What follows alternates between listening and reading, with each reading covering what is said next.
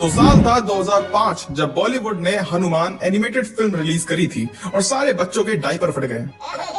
ये फिल्म मेरी पहली एनिमेटेड फिल्म थी, लेकिन एक शिशु से तुम क्या ही एक्सपेक्ट करोगे कि वो क्या ही सीखे उस फिल्म से। लेकिन अगर 20 साल बाद भी मुझे ये फिल्म याद है तो हाँ, शायद कुछ तो इम्पैक्ट डाला था उस फिल्म ने मुझ पर। इम्पैक्ट डाला था, पर वो ऐसा तो बिल्कुल नहीं था।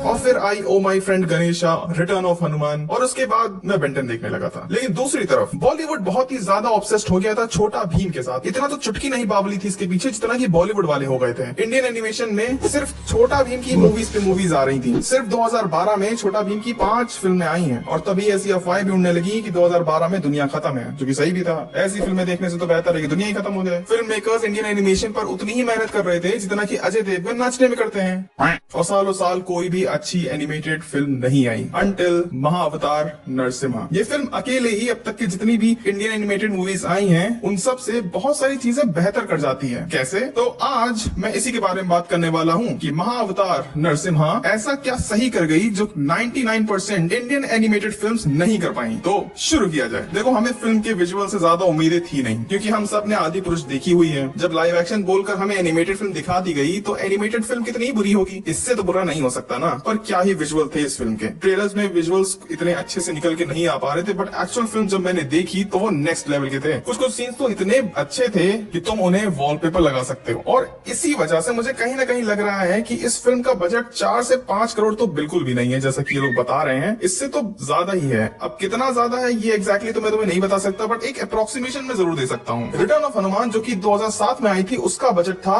16 करोड़। तो देख लो भाई, वो 2D एनिमेशन में फिल्म बनी थी और ये 3D एनिमेशन में। डेफिनेटली बहुत ही अमेजिंग टॉप क्लास एनिमेशन तो नहीं है। तुम्हें कहीं कहीं पर इनफैक्ट लैग भी फील होगा एनिमेशन में। और क्रिएटर्स को ये बात अच्छे से पता था कि एनिमेशन परफेक्ट नहीं है, और पता है इस चीज को उन्होंने कैसे ओवरकम करा, एक बेहतर स्टोरी टेलिंग के साथ। इस दुनिया में ऐसा कुछ भी नहीं है जो आज तक कहा ना जा चुका हो। ऐसा नहीं था कि हम प्रहलाद की कहानी से वाकिफ नहीं है। लोगों ने अपने बचपन में ये कहानी 1000 बार सुनी होगी। हमें पता था कि इस कहानी का अंत कैसे होगा, लेकिन तब भी इस फिल्म के लिए शोज हाउसफुल जा रहे हैं। क्यों? क्योंकि कितनी खूबसूरती से ये कहानी स्क्रीन पर प्रेजेंट करी गई है। बाकी जो भी माइथोलॉजिकल एनिमेटेड मूवीज हुआ करती थी वो कभी भी एक्चुअल कहानी को एक्सप्लोर नहीं करती थी। करती भी थी तो काफी कुछ बदल दिया करती थी, या कह लो सब कुछ कर लेती थी, बट वो ओरिजिनल स्टोरी को ज्यादा टच नहीं करती थी। मोस्टली स्टोरी यही हुआ करती थी कि एक भोंदू सा बच्चा है जिसकी जिंदगी में प्रधानमंत्री से भी ज्यादा दिक्कतें हैं, और उसको मुसीबत से बचाने के लिए एक आउट ऑफ टाइम कोई आता है। एक मिनट, ये सुना सुना सा लग रहा है कहीं।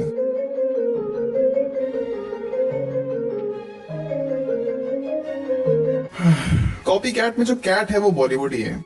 ऐसा लगता था कि वो डरते हैं असली स्टोरी दिखाने से, और बस यही ये फिल्म बाजी मार जाती है। जो जैसा है उसे वैसा ही दिखाया गया है। इवन मैं तो शॉक हो गया था जब कुछ ऐसे सीन्स देखे मैंने। ये कैसे अप्रूव कर दिया इन लोगों ने। आजकल सॉन्ग्स के नाम पर सिर्फ तुम्हें brain rot item songs movie में देखने को मिलते हैं, पर पहले ऐसा नहीं होता था। पहले सॉन्ग्स को नैरेटिव के पार्ट की तरह ट्रीट करा जाता था, जिससे कि स्टोरी आगे बढ़ती थी, और इसके बावजूद भी वो मेमोरेबल रहते थे।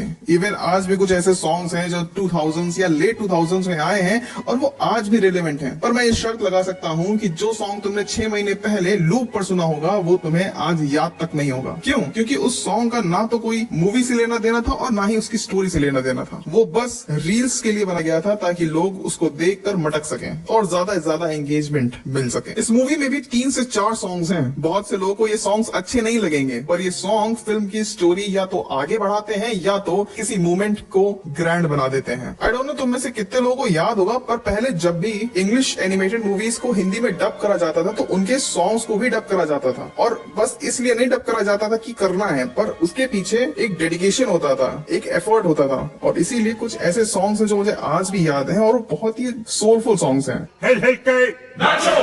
कहते हैं कि सुरों में जो छुपा है वो दिल का राज कह जाता है। गाना सिर्फ आवाज नहीं, रूह को भी छू जाता है, और इस मूवी में सॉन्ग्स तुम्हारी रूह को छू जाएंगे।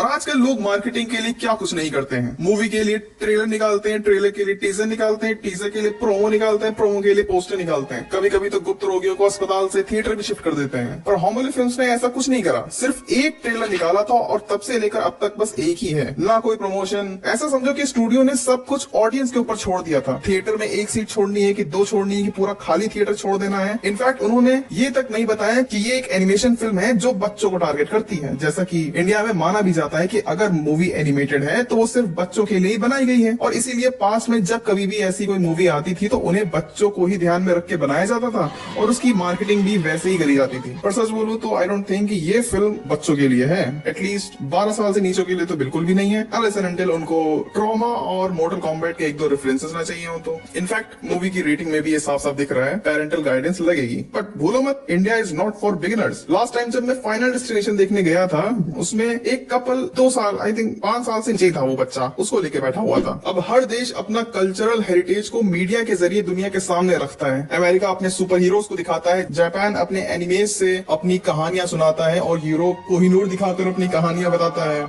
हमारे पास भी तो एक ऐसी विरासत है जो हजारों सालों से चली आ रही है। Lord Ram, lord Krishna, lord Hanuman, इन महादेवों की अनंत कहानियों का खजाना है हमारे पास। महाअवतार, नरसिम्हा जैसी मूवीज हमें याद दिलाती हैं कि हमारी माइथोलॉजी सिर्फ रिलीजियस कहानियां नहीं है बल्कि हमारी आइडेंटिटी भी है। जब बच्चे, जवान और बुजुर्ग एक साथ बैठकर इन कहानियों को देखते हैं तो सिर्फ एंटरटेनमेंट नहीं होता है, एक जनरेशन से दूसरी जनरेशन तक हमारी वैल्यूज, परंपरा, प्रतिष्ठा, अनुशासन ट्रांसफर होती है। अगर हम अपनी कहानियां खुद नहीं सुनाएंगे तो कोई और सुनाएगा और फिर हम उसे बैन कर देंगे।